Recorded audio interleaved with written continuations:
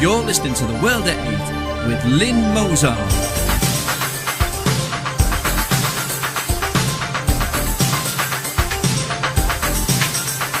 The World at 8, the number one in nationalist news. Highlights of the news today, Friday the 3rd of May. Sergeant Nightingale facing retrial. Race war fear after Islamic terrorist target EDL. Somalian sex attacker can't be booted out of the UK. The big chill as Berlin declares France a problem state. Athens police make good mayor's vow to prevent Golden Dawn handing out free food in Syntagma Square. Turkey becomes partner of China, Russian-led security bloc. Austerity is hurting our health, say researchers. 60% of Muslims in Egypt and Pakistan support the death penalty for leaving Islam. The weird obsession with chemical weapons. Thought for the day, Prophet Afzal or Prophet Farage. And finally, bacon, black pudding, beans and WTFIT.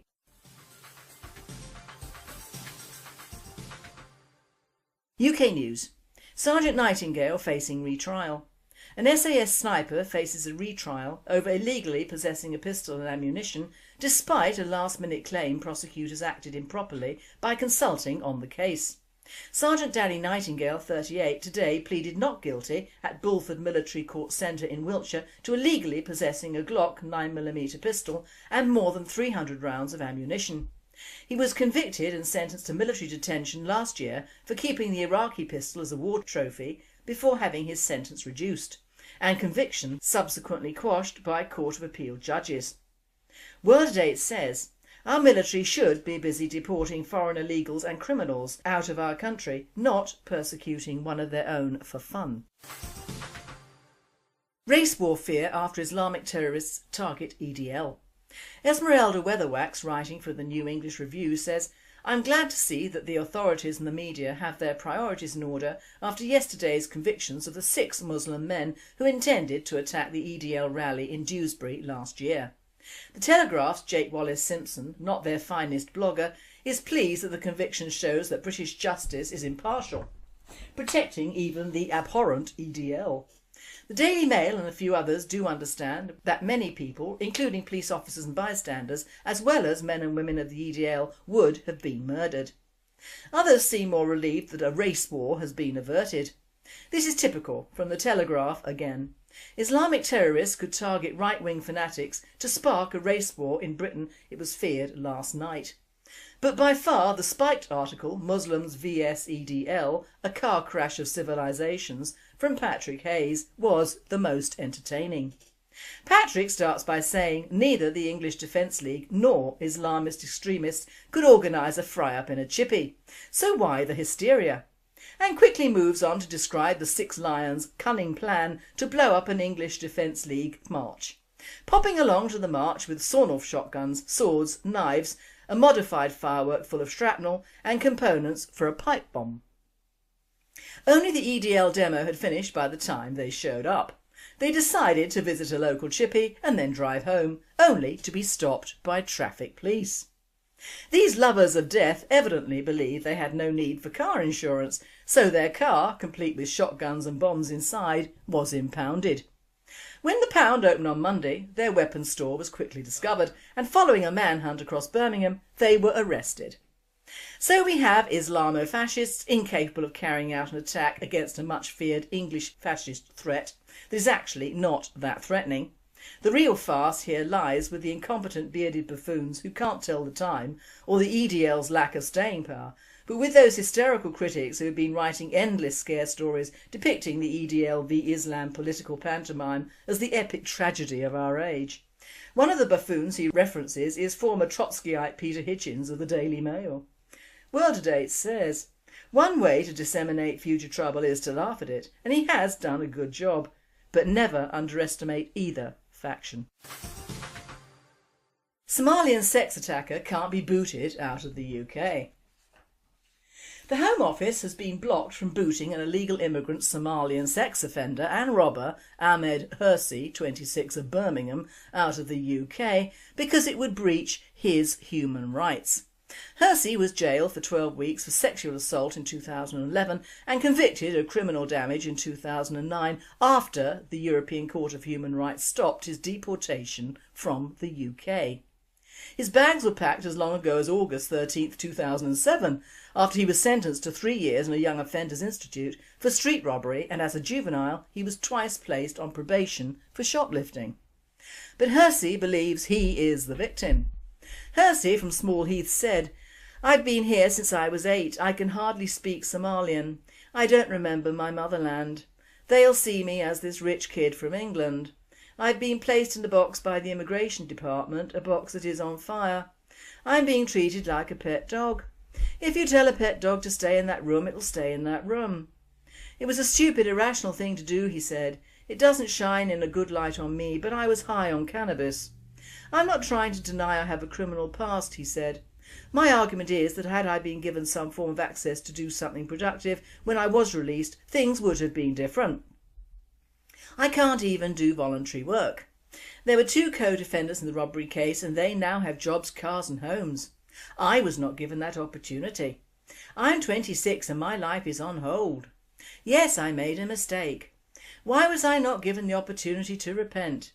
There are rapists and paedophiles being released and they are re-offending. How can I be deported for one mistake? I've been in the deportation process for almost 6 years, during which I've been detained on numerous occasions. Surely I've earned the right to have my case revisited. I used to say if you're going to do it, do it. Now I say I'm not going anywhere." Well, today's states, this idiot should be deported for talking tripe. Never heard such a string of excuses. Send him back and his family. He can't have travelled alone here at 8, or did he?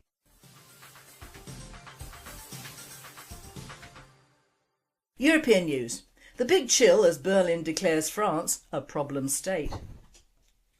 Tensions between France and Germany rose yet another notch last week after months of clashing over what policies to adopt in order to end the economic crisis.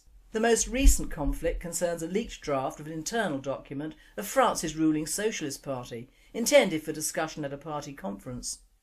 The draft document rails against German Chancellor Angela Merkel's selfish intransience, although a more watered-down tone features in the final document to be adopted on April the 30th.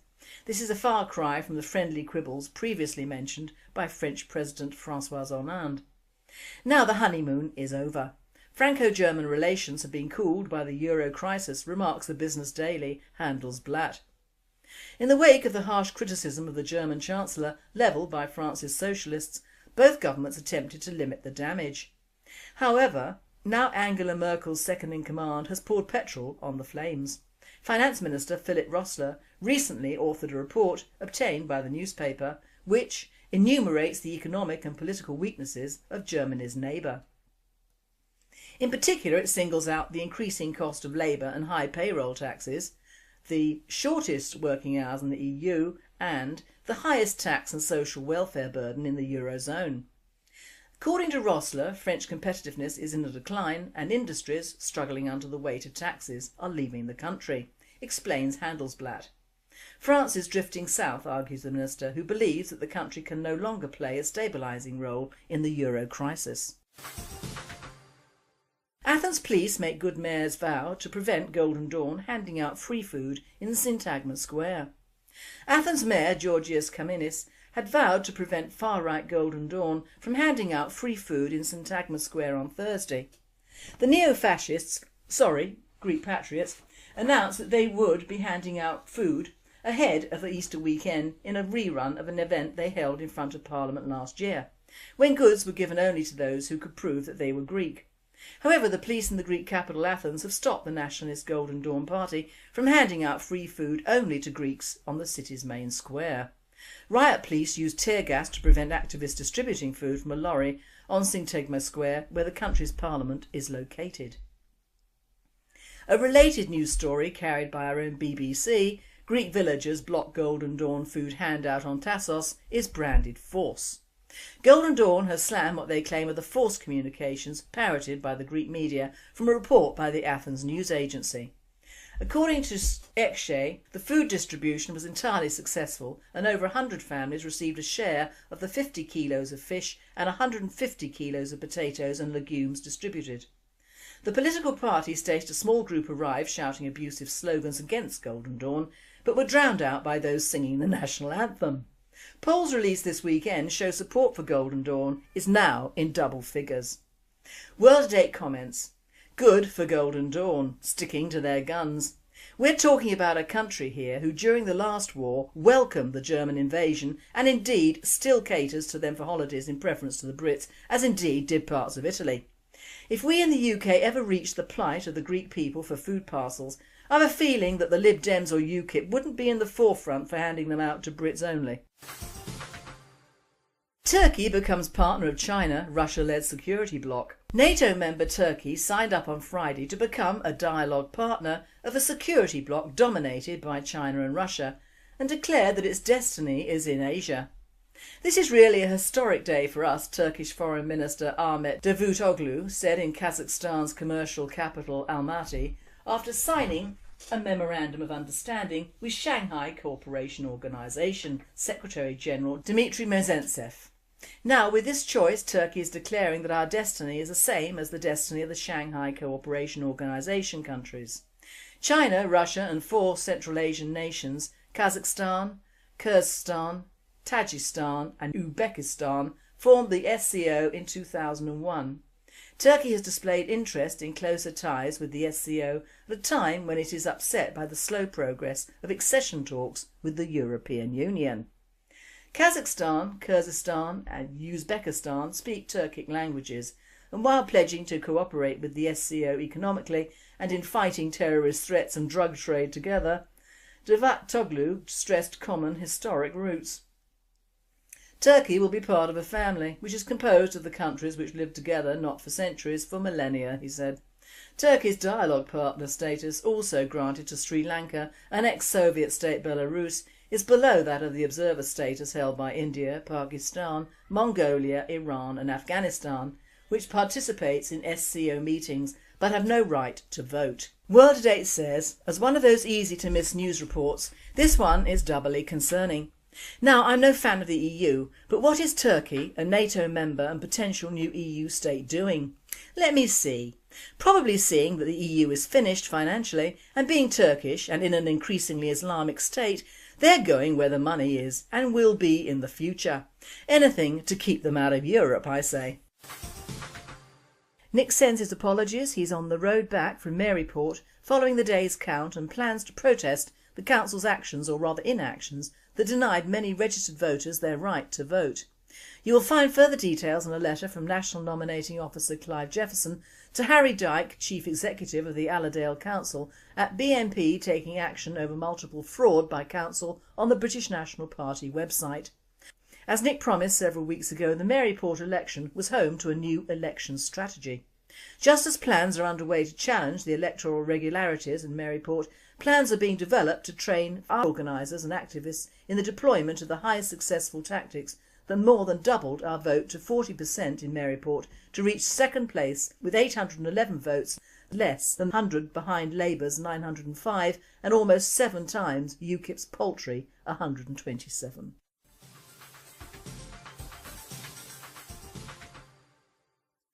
World news. Austerity is hurting our health, say researchers.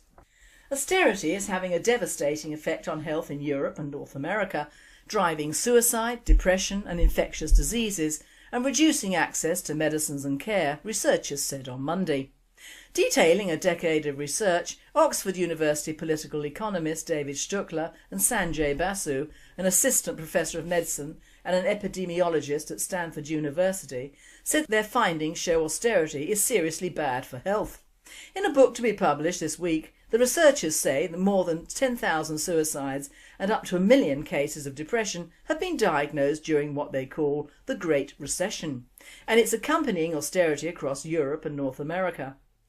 In Greece, moves like cutting HIV prevention budgets have coincided with rates of AIDS-causing virus rising by more than 200% since 2011, driven in part by increasing drug abuse in the context of a 50% youth unemployment rate. Greece also experienced its first malaria outbreak in decades following budget cuts to mosquito spraying programmes. World at 8 says, this sounds like propaganda. Not all ills can be placed at austerity's door. We're told in other articles that austerity is good for us health-wise, so how about their increasing immigrant problem? No problems health-wise there then. 64% of Muslims in Egypt and Pakistan support the death penalty for leaving Islam. The Pew Research Centre's vast new study on the views and attitudes of global Muslim populations is bound to create controversy. According to Pew's data, 78% of Afghan Muslims say they support laws condemning to death anyone who gives up Islam. In both Egypt and Pakistan, 64% report holding this view. This is also the majority view amongst Muslims in Malaysia, Jordan and the Palestinian territories. Abandoning Islam is traditionally considered not just apostasy, as is in other religions, but a specific transgression called riddah. In the first days of Islam, the religion was also a physical community under siege from outside forces and facing the possibility of fracturing within. To leave the faith was also to abandon the larger community, a crime considered akin to treason in the way we understand it in the West. The weird obsession with chemical weapons. Tim Black, a senior writer at Spiked, begins, "If Assad really has killed 15 people with sarin, why is that worse than his slaughter of thousands of others with bullets and bombs? It seems fairly likely, but still uncertain, that the government forces of Syrian President Bashar al-Assad deployed some sort of chemical weapon against rebels in the cities of Aleppo, Homs and Damascus. Intelligence agencies in Israel, UK, France and the US certainly seem convinced, as indeed do politicians. But here's the question few seem to be asking. So what? That is not to diminish or demean the deaths of the 15, or so alleged to have been killed by some sort of chemical agent. Rather, it is to ask, what makes those deaths so different from the 70,000 others who have lost their lives during the 2-year-long Syrian conflict? There certainly seems to be an assumption that these deaths are different, that in short a handful of chemically aided fatalities are somehow more morally repugnant than the tens of thousands of non-chemically aided deaths. For some yet obscure ethical reason, the means of death appear to matter to Western observers. Burning people alive or mangling them to death are, it seems, deemed lesser wrongs than suffocating people using a nerve agent. World at 8 says, Tim goes on further and makes a very good argument for his thesis. Whilst I agree with Tim that whether a chemical agent, a bullet or a bomb, what does it matter how one is killed? What does make the matter of the deaths of 15 more repugnant and worthy of revenge than the 70,000 or so killed to date? Tim did not address the fact that Islamic extremists have seized an opportunity, with Western support, to rebel against their government. There was a time when Western governments would have been just as thorough in their prosecution of war against rebels as the Syrian government. As a matter of fact, over 500,000 Americans died during a rebellion in the 1860s, and almost 90,000 Americans, British and other Europeans died during a rebellion in the 1770s. Rebellions take lives on both sides. That is the nature of rebellion and war. All the rhetoric from the West is simply a poor justification for an unjust interest in an unjust undertaking. For the life of me, I still can't understand why the West is so determined to oust Assad and replace him with an Islamic fundamentalist government.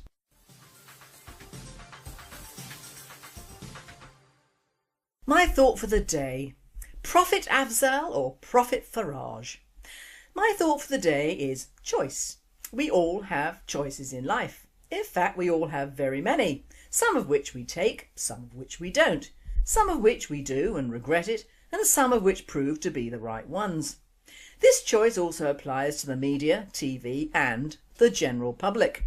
And so far as this goes, the lot of them seem to be making a wrong choice. I am talking politically in this paragraph. Farage is riding high in the south of this country, which is temporary and will be in the end a wrong choice. But he does have something in common with the man I am going to be talking about today. Nazir Afzal has a great common denominator with our Nige. That common denominator is, apart from a ridge running up their butts from fence sitting, the complete and utter belief that everything from what they describe as the far right is wrong. Farage gained a few votes from the disenchanted Middle England when he said that UKIP wouldn't take anyone from an extremist party, and of course highlighted our British National Party. And Afzal, of course, denies our very existence, let alone our very real concerns for our country. So a great tie-up here for these two market traders. Ever wonder why the sign of UKIP is a pound sign? Another thing he has in common with Afzal: blinding ambition. Now, I like ambition. Like justice, if well placed, it makes the bedrock for economy, industry and a well-run country. Blinded, it can and does make idiots of us all. Take the cases of the sexual abuse and Operation Yewtree that's hit our headlines of late. We have a series of well-known and in most cases well-loved and popular white actors and celebs all being charged with abuse of one form or another, but mainly kissing and groping. Poor old Ken Roach has been charged with the actual act of rape on a 15-year-old girl in 1967. Hell, 1967? That was 46 years ago. I've heard of cold cases, but that really does take the biscuit. And I read from The Sun. Corrie legend Bill Roach was last night charged with raping a 15-year-old girl.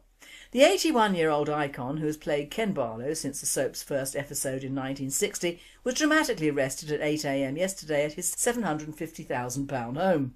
He was charged with 2 counts of rape in Haslingden, Lancs in 1967.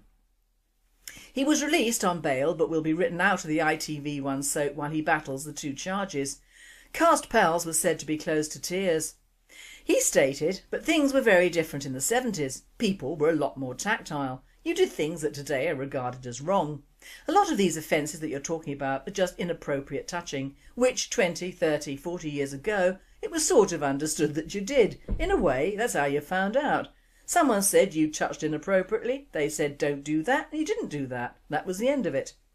Our, and I use that word very loosely indeed, Nazir Afzal, Chief Crown Prosecutor for CPS Northwest, is having a field day with these scandals and has said, having completed our review, we have concluded that there is sufficient evidence and it is in the public interest for Mr Roach to be charged with 2 offences of rape relating to a girl aged 15 between April and July 1967. He will appear at Preston Magistrates Court on May the 14th. Jim Davison, 59, was detained over historic sex allegations not involving children shortly before he was due to appear on Celebrity Big Brother in January and re-arrested last week over new allegations dating back to 1978.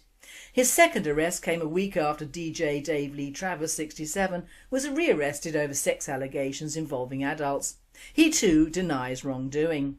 At his £1 million home in Stockbridge, Hampshire, Mr Davison said yesterday, the pendulum has now swung right to the other end, from doing nothing with Savile to this. He added, the allegations against me are to do with adults and go back over 35 years. One is from 1978, and the only thing I remember from back then is ABBA. Poor old Freddie Starr was also taken into custody near his home in Warwickshire and questioned over claims he tried to grope a woman called Karen Ward when she was 14.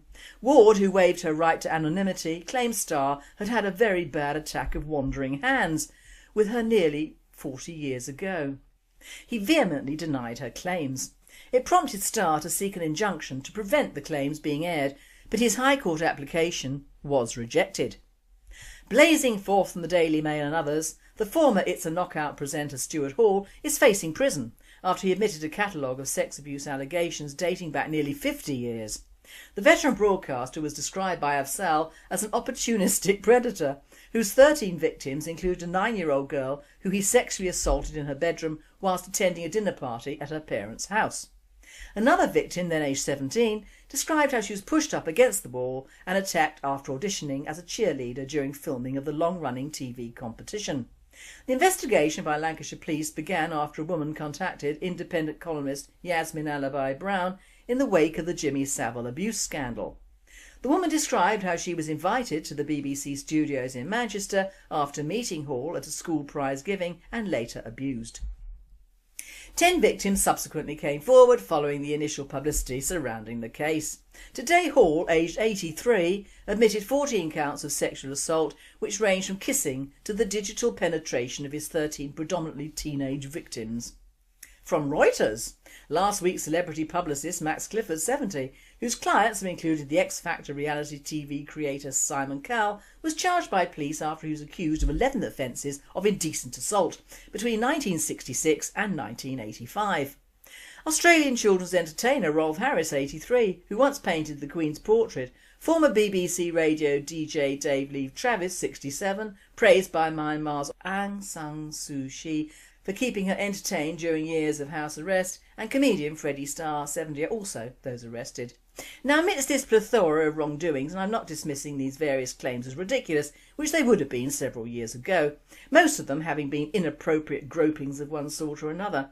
But by the same rule, time and distance lends enchantment, and to be frank, I was a teenager during the 60s, but married, so well out of reach of possible predators.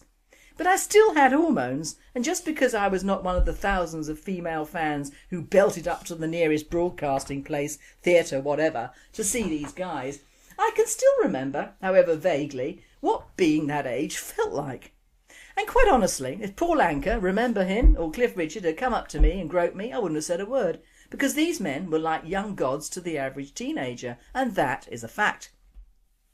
That is why these girls, and I can't speak for the 9-year-old girl, made every effort to crawl over these celebs at every opportunity, and if they hadn't given out the apparently wrong signals, now, after 50 years, things would have progressed, I would have thought, to the final act of intercourse.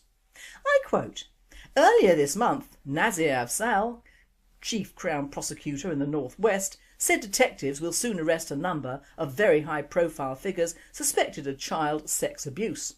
He described child sex abuse investigations as a growing industry. However, critics have said that Mr Afzal should not hype up any impending arrests like a box office event. A number of defence lawyers believe there should now be a new debate over whether those suspected of sex offences, particularly those allegedly involving children, should be named before they're convicted. So what is the problem here? Race hatred, money and publicity, that is what. And our pal Afzal is hot to trot on these particular tales, whilst ignoring the terrorist trials in his area, which are being held at this moment in time, and make good reading for the race hatred angle, or rather religious hatred angle, always ignored by both Afzal and the media.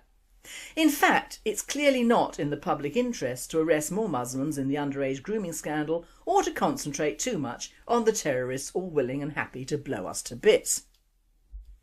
There isn't a peep out of Afzal in the latest terrorism case on the 6 Muslims who missed bombing an EDL march and will be sentenced on June the 6th, or indeed any of the other similar cases concerning his countrymen and their proclivities.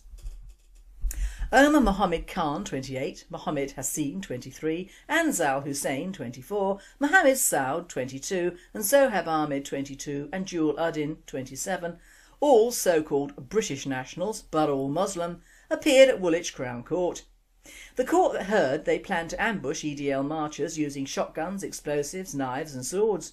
West Midlands police have had to defend their actions surrounding the case after it emerged one of the men Uddin had been under low-level surveillance in connection with another terrorist plot. When searching the boot of Khan's car, the police found 2 sawn-off shotguns and ammunition, as well as an improvised explosive device packed with 458 pieces of metal shrapnel, including nails, 3 partially constructed pipe bombs, samurai swords, machetes and numerous knives.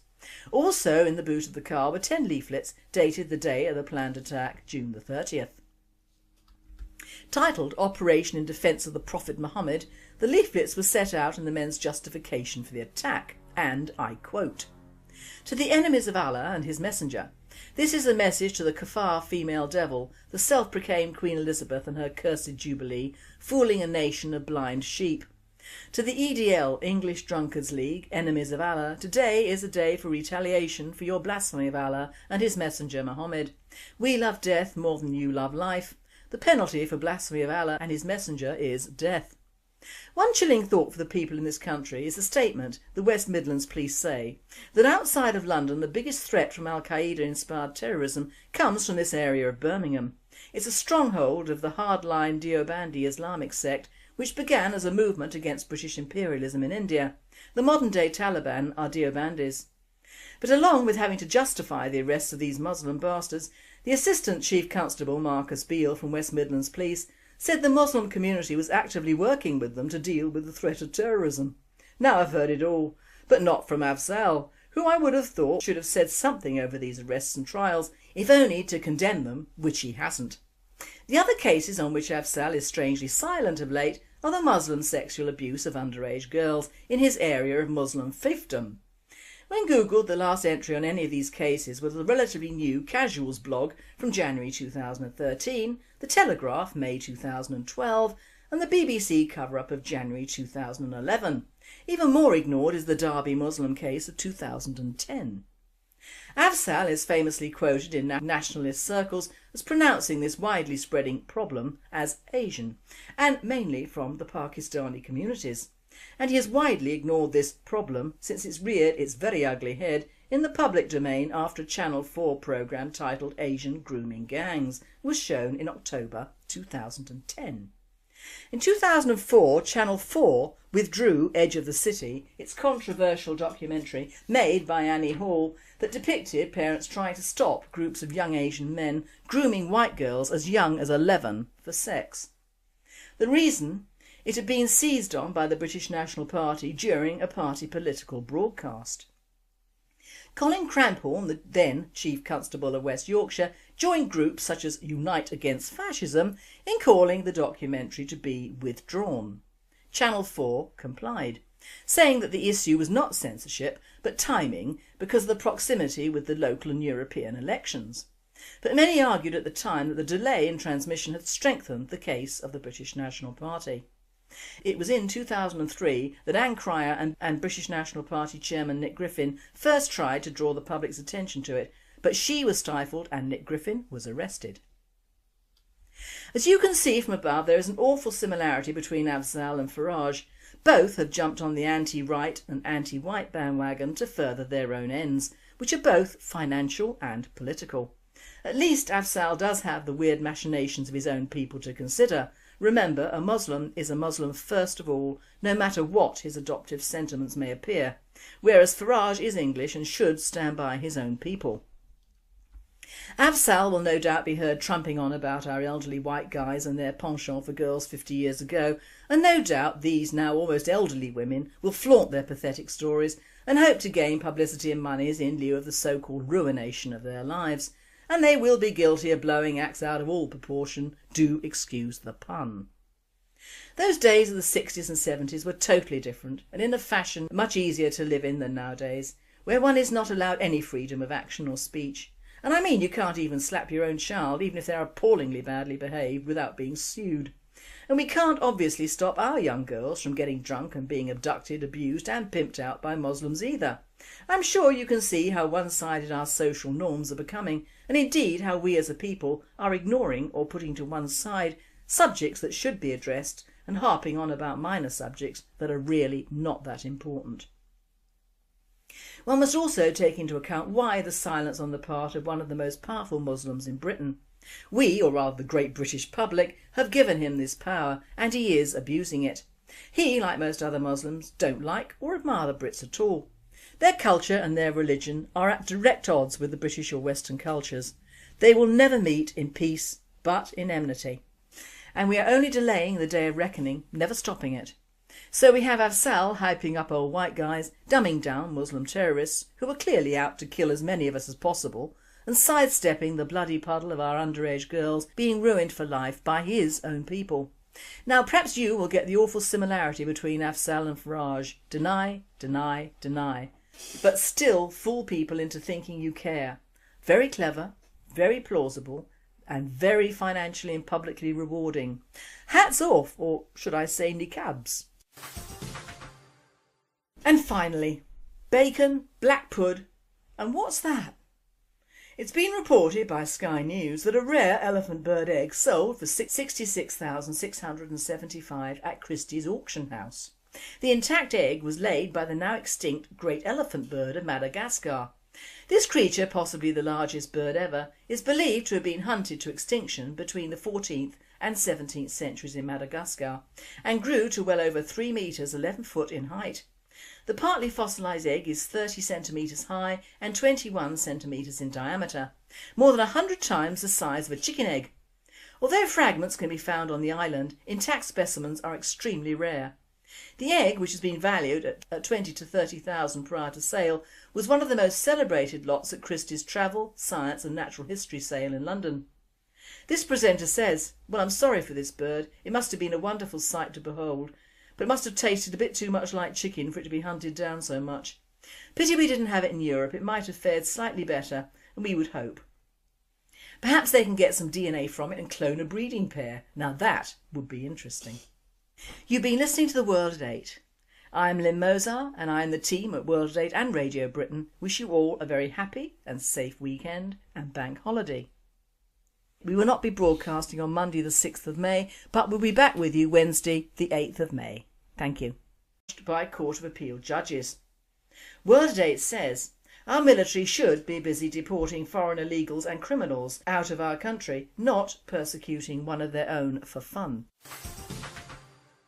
Race war fear after Islamic terrorists target EDL. Esmeralda Weatherwax, writing for the New English Review, says, I'm glad to see that the authorities and the media have their priorities in order after yesterday's convictions of the 6 Muslim men who intended to attack the EDL rally in Dewsbury last year. The Telegraph's Jake Wallace-Simpson, not their finest blogger, is pleased that the conviction shows that British justice is impartial, protecting even the abhorrent EDL. The Daily Mail and a few others do understand that many people, including police officers and bystanders, as well as men and women of the EDL, would have been murdered. Others seem more relieved that a race war has been averted. This is typical from the Telegraph again. Islamic terrorists could target 60% of Muslims in Egypt and Pakistan support the death penalty for leaving Islam. The weird obsession with chemical weapons. Thought for the day. Prophet Afzal or Prophet Farage. And finally, bacon, black pudding, beans and WTFIT.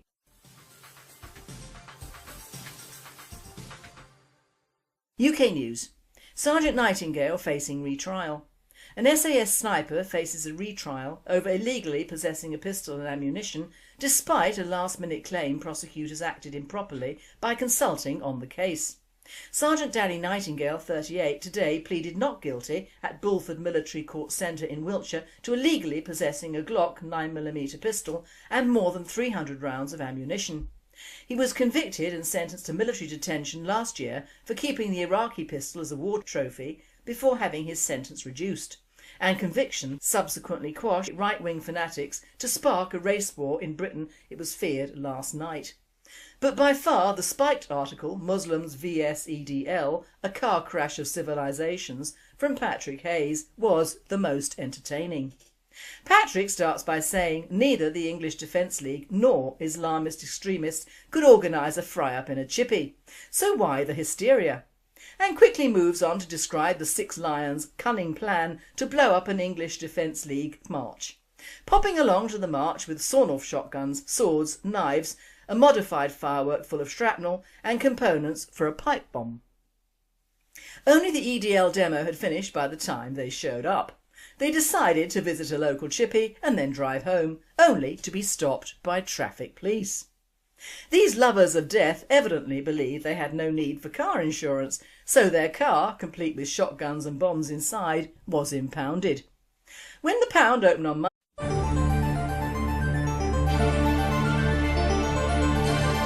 You're listening to The World at 8 with Lynn Mozart.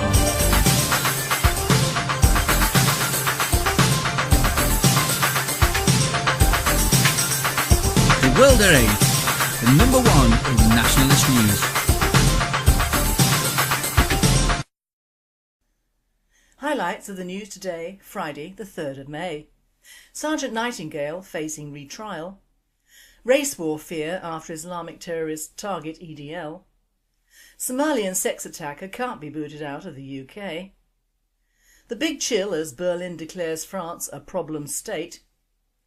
Athens police make good mayor's vow to prevent Golden Dawn handing out free food in Syntagma Square. Turkey becomes partner of China, Russian-led security bloc. Austerity is hurting our health, say researchers. Monday, their weapons store was quickly discovered and following a manhunt across Birmingham, they were arrested. So we have Islamo-fascists incapable of carrying out an attack against a much feared English fascist threat that is actually not that threatening. The real farce here lies with the incompetent bearded buffoons who can't tell the time, or the EDL's lack of staying power, but with those hysterical critics who have been writing endless scare stories depicting the EDL v Islam political pantomime as the epic tragedy of our age. One of the buffoons he references is former Trotskyite Peter Hitchens of the Daily Mail.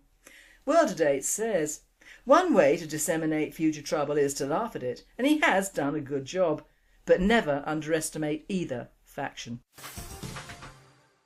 Somalian sex attacker can't be booted out of the UK. The Home Office has been blocked from booting an illegal immigrant Somalian sex offender and robber Ahmed Hersi